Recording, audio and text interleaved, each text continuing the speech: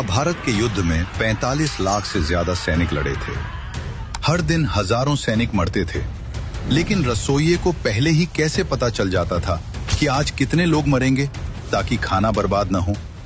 जब महाभारत का युद्ध तय हुआ तो उडुपी के राजा ने श्री कृष्ण से कहा, हे वासुदेव, कौरव और पांडव दोनों ही युद्ध में व्यस्त रहेंगे। मैं हथियार नहीं उठाऊंगा, लेकिन मैं इस विशाल सेना के लिए भोजन का प्रबंध करना चाहता हूँ।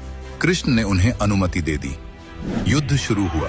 पहले दिन भारी संख्या में सैनिक मरे, दूसरे दिन उससे भी ज्यादा।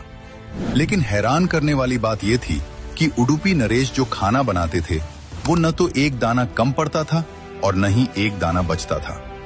युधिष्ठिर हैरान थे। उन्हें समझ नहीं आ रहा था कि राजा को कैसे पता चलता है कि आज कितने हजार सैनिक कम होने वाले हैं। 18 दिन बाद युद्ध समाप्त हुआ। पांडवों की जीत हुई। राज्याभिषेक के समय युधिष्ठिर अपने मन का सवाल रोक नहीं पाए। उन्होंने उडुपी नरेश से पूछा, महाराज, आप त्रिकालदर्शी तो नहीं हैं, फिर आपने 18 दिनों तक मृत्यु का सटीक अनुमान कैसे लगाया? खाने का ये सटीक गणित आपने कैसे किया? उडुपी नरेश ने हाथ जोड़कर भगवान श्री कृष्ण की ओर देखा और कहा, हे धर्मराज, मैं हर रात भगवान श्री कृष्ण के कक्ष में उनके लिए मूंगफली लेकर जाता था।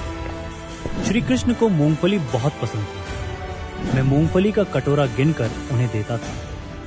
भगवान जितनी मूंगफली खाते थे मैं उसे ध्यान से गिन लेता था। राजा ने आगे समझाया, श्री कृष्ण का एक ही संकेत था, एक मूंगफली बराबर 1000 सैनिक। अगर श्री कृष्ण रात को 50 मूंगफली खाते थे तो मैं समझ जाता था कि कल युद्ध में 50,000 सैनिक मारे जाएंगे। अगर वो 20 मूंगफली खाते तो मतलब 20,000 सैनिक मरेंगे। मैं अगले दिन सुबह ठीक उतने हजार लोगों का खाना कम बनाता था। भगवान को पहले ही पता होता था कि कल विध्वंस कितना बड़ा होगा। ये सुनकर युधिष्ठिर और पूरी सभा नतमस्तक हो गई।